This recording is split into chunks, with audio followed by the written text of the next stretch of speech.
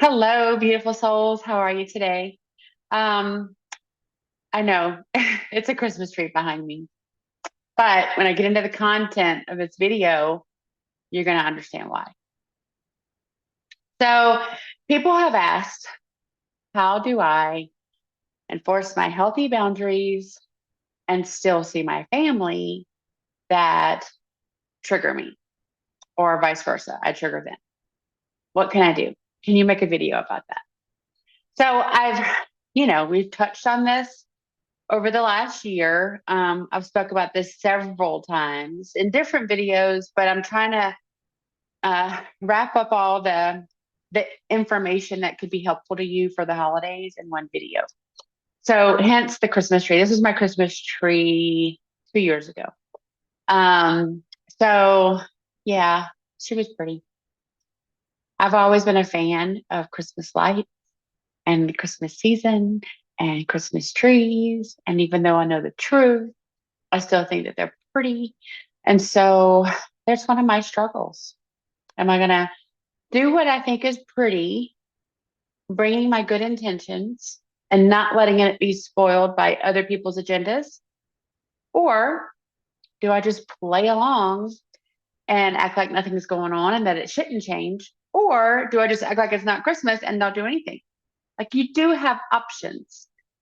So I'm going to go into a few things. Um, Again, I've literally had to do them all. And so none of it is truly easy, really. Sometimes you would find it a relief to make these choices. And I hope that's where you find yourself. I hope you find yourself at a point where you can say, I no longer want to feel like I've gone through the ringer to have a holiday. And I really want to be able to enjoy my time and it not be dominated by other people, places, and things agendas. And so, what can I do about that? So, the holidays are coming up. It's a super hard time for everybody. I don't know. I literally do not know how really anyone's going to be able to afford to have real big dinners unless everybody pitches in, which I highly recommend. If you're having you traditionally have a big family get together, and the funds are just not there because of Bidenomics and other things. I totally understand, and I really think that everybody is going through that. I don't think any one of you or us is singled out in that. There's literally just a small percentage of people that don't have to worry about finances right now. And the majority is not in that percentage, obviously. So, you know, put it out there. I really do highly recommend just being honest with your family, your friends, and saying, I want to get together for the true meaning of the time. I want to be able to have, um, camaraderie and sit around the fire and enjoy each other's company. But I can't afford to do these things all by myself. So, do you want to do blah, blah, blah and help bring and build that nice, beautiful dinner with me? Or do you want to like develop a shopping list and have people send you things? Instacart's great for that or whatever. Not trying to give anybody any kind of like copyright stuff or whatever. I'm just saying there are other ways to go about having your dinner, your holiday event or meal or whatever, without the host really having to bear the brunt of all the expenses. I really think that's super unfair right now, considering how much just gas costs, and everything costs way more this year than it's ever cost for humanity. So if you have an invitation come up, let's just say, I mean, people may just totally cancel, and then you would have the opportunity to just organically come up with something that's totally off the cuff and maybe actually fits the clan a little bit better. So if you get an invitation, this is what I recommend. If you're clear, a clear energy body, and you can ask your higher self these questions, I would ask you to find out who's going to be there, know what you're getting into before you make your decision to be there. You want to really weigh the pros and the cons. Is this going to be a room full of soulless beings and organic portals and NPCs, or is just going to totally suck all the energy out of me? Because if so, I think I'll pass. Like that's truly how I feel people should go about deciding where they spend their time and their energy. Because you do yourself so much good whenever you do that. You can't think about people, places, and things like you used to. The old saying, when you know better, you do better. That's really what I want for you. So we have the ability to know the status of the people we're going to share a meal with. So figure it out, make your free will choice on how it's going to go. And then you've got a game plan, right? Okay, so let's say there's 10 people invited, and 2 out of the 10, because you asked, and you already had that gut feeling that confirmation just came in, and they don't have a soul, and they make you feel really shitty every time they're around you. And they really try to dominate the entire scene. And it doesn't matter how big or how small the group is, all the attention has to be on them.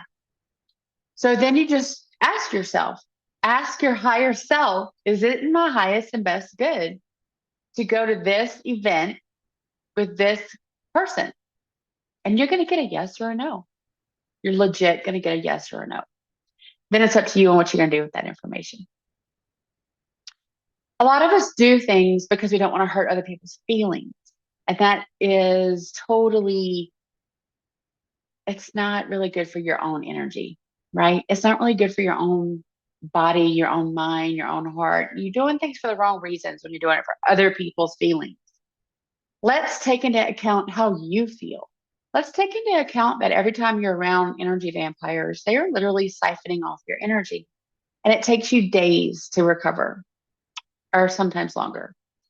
Sometimes you walk away from an event and you've got entity attachments, you've got implants, you've got daggers on your back because they don't like you.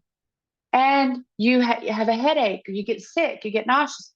Is that actually a good time? Is that how you define a good time? Was it worth your time? Was it worth the expense of going? I don't know. I'm not going to speak for you, but in my own situation, it was absolutely not worth my time. Nothing good was going to come of that situation. Nothing good. I was better off staying out of it and just letting them be on their own, right? And so that's how I would like for you to go about deciding what's in your highest and best good, is to legit ask the question. So you have your intuitive feel about people as well, right? So you know that there's some people that rub you the wrong way, and it doesn't matter the day or the time, but especially around the holidays, because maybe they drink a little, or maybe they get a little amped up, or maybe the crowd gets a little bit big and they want to be the focused center of attention, whatever the case may be. If that's how you felt in previous years, is that really going to change? Okay, so just don't do it. Don't do it to yourself. It's not worth it. It's really not worth it. Offer an alternative event where you can have the people you really want to spend time with you. There's nothing wrong with that either. So checking the status, going with your gut, following the instincts. Don't let your mind talk you out of it. Don't let your ego talk you out of it. Like, oh, well, you're never going to hear it from your mother if you don't go sit next to your sister-in-law and pretend that you actually get along. Well, is it really about her? Nope, it's not. No one helps you but you recover from the effects of being around energy vampires. Most people don't even understand what that is. So list it out. If you're really one of those wishy-washy people, you can't make a decision, you don't want to hurt anybody's feelings. Oh, what about what Aunt Sarah thinks? Or like whatever is running through your mind. Make a list of pros and cons, look at it. Look at it and ask your higher self. Ask your higher self. I can't impart to you enough. Your higher self doesn't have an agenda. Your higher self is always in your highest and best good. It is the culmination of wisdom from all of your lives. It's not about this life. This life is a blip on the radar of the entire spectrum of our time as a soul being in many, many, many incarnations. So if you've listed out your people and you've checked their status, and you and maybe one other person has a soul, I would say don't go. Don't go. You and the other person that has a soul have a nice little lunch together or something. You want to check to make sure who in your family has a soul. Now, obviously, there's all sorts of debates about, oh, you can't live without a soul, blah, blah, blah. Well, you can. And this is how I'll explain it to you in a very brief synopsis. It's been covered in many of my other videos. So, the science that is our bodies is matter. It's carbon-based matter. It's minerals, oxygen, things that don't need the energy of a soul to function. Now, a being can live perfectly fine, eating, drinking, sleeping, breathing, shopping, thinking, going to school, having a job, blah, blah, blah, without a soul. A soul is your key to your source creator, consciousness, ascendant masters, guides. It should be the compass that directs the body. Okay. So without that compass that directs the body, you have a body with no real true north. You have a body that's going to follow the leader, do what everyone else is doing. If they are meant to be an antagonist in life, they will always be an antagonist in life. They're not going to change. That's how they're programmed to be. So if, let's just say you have a being in your life that you know doesn't have a soul, and you decide you want to take a pause. So you might have some time that goes by and you haven't encountered them and you feel a lot better. And then you really have it in multiple ways been proven to you that being in the company, in the energy exchange with this person makes you feel bad. It's not in your highest and best good. It leaves you in a foul mood. You have to take days to recover. Like there's nothing in the pro column, nothing except their label. So they might be your sister. They might be your niece. It might be your mom. I don't know. That's the label. Like, I love my sister. So let's put that in the pro column. But then all the effects of being around them are cons. They're not good. Okay. So you already know this going in. You can, if you have truly done your shadow work and you have lost the judgment, you're no longer going to be triggered by this person.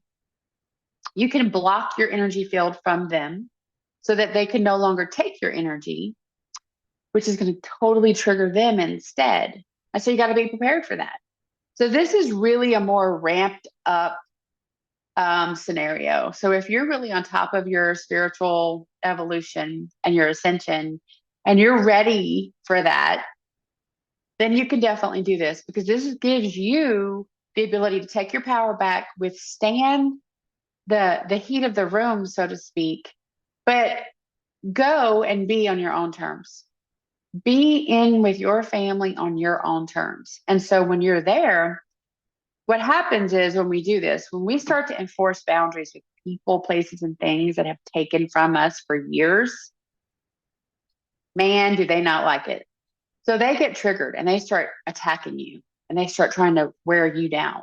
They want to get through that block that you put up for them. Okay, so they're going to come at you at first. They're going to be like super sweet and say, "Oh, it's been so long since we saw you. Like, you look so great." Like, flood you with love, right? False love, but love. They want you to drop your armor. Don't do that. Keep it like, thank you for the compliment, let it go. Don't attach to it. It's good to see you too. Move on. Keep it cordial, but don't get too engaged with that energy because that in itself is a consent for them to access you. So you've got to really keep it tight. And then it's going to cause them to level up. So they're going to go, okay, well, honey didn't work. So I guess now we're going to go with the bee. So they're going to start stinging you. They're going to start hitting you where it hurts. They want your defenses to be worn down.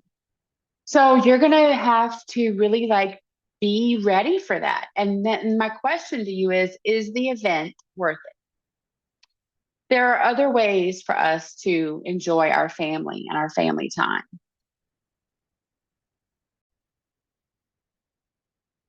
Sorry, I've been sick and I keep having to stop to cough, so I apologize.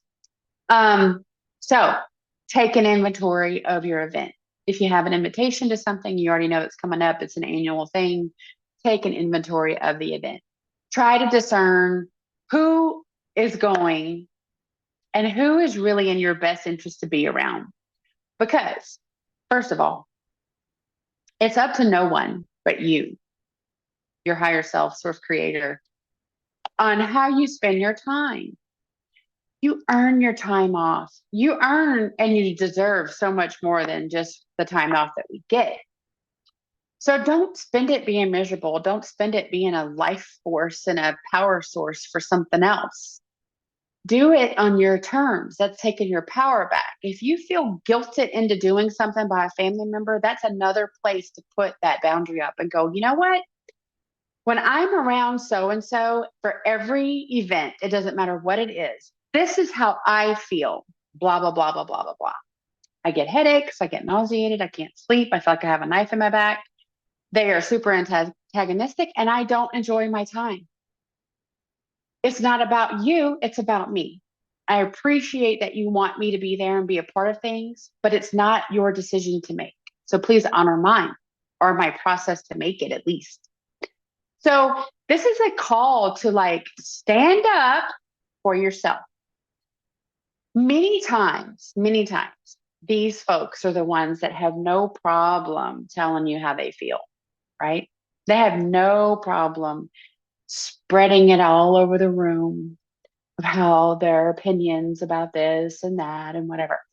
And they don't care either if they make the whole room feel uncomfortable.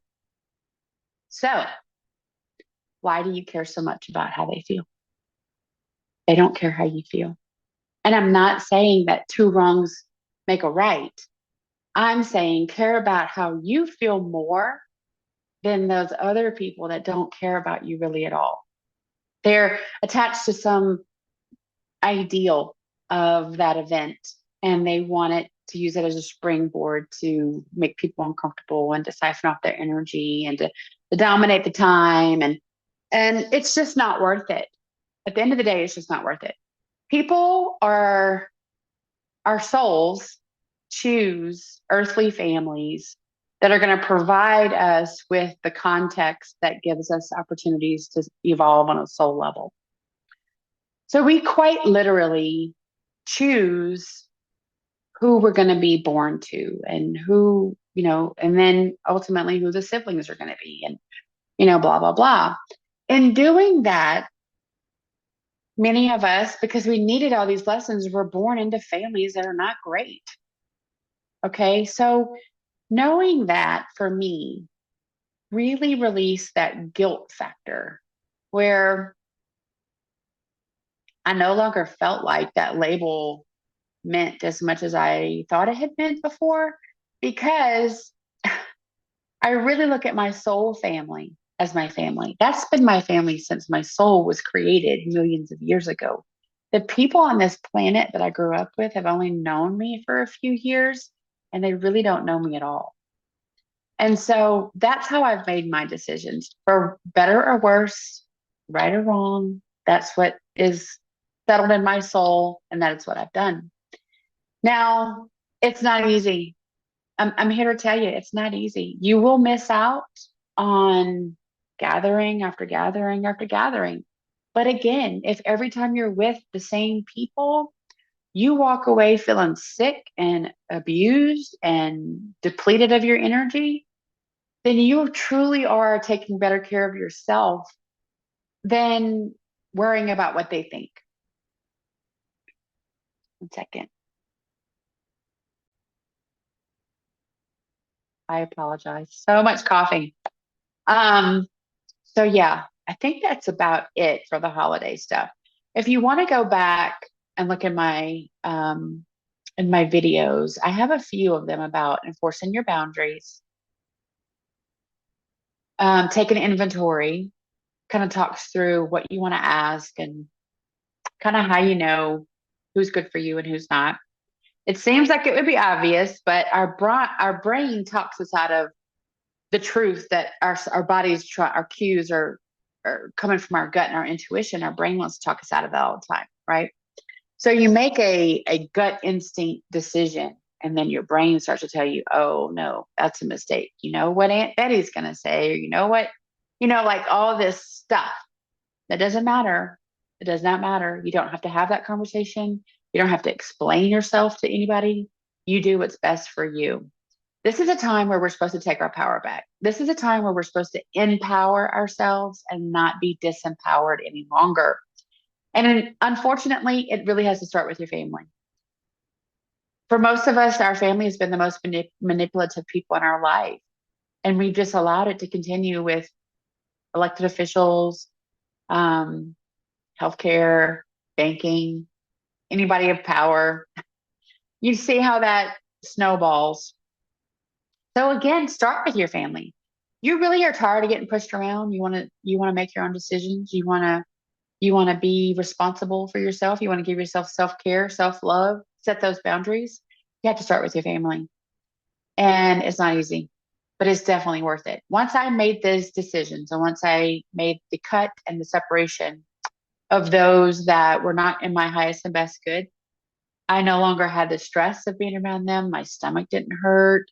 I no longer was given the guilt, the shame, the blame conversations. Um, I didn't feel raked over the coals. Like none of that. None of that. I don't know that I'm missing anything, honestly. And so I hope that you will find some tools to help you. You can absolutely do this. I don't want anybody to be miserable in their time off. You deserve to be happy and enjoy the bliss of whatever time you have off from your job. And I want you to do what makes you happy. Enjoy it. Make your soul happy, not the people at the other end of the table. I hope this has helped you, and I'll see you again later.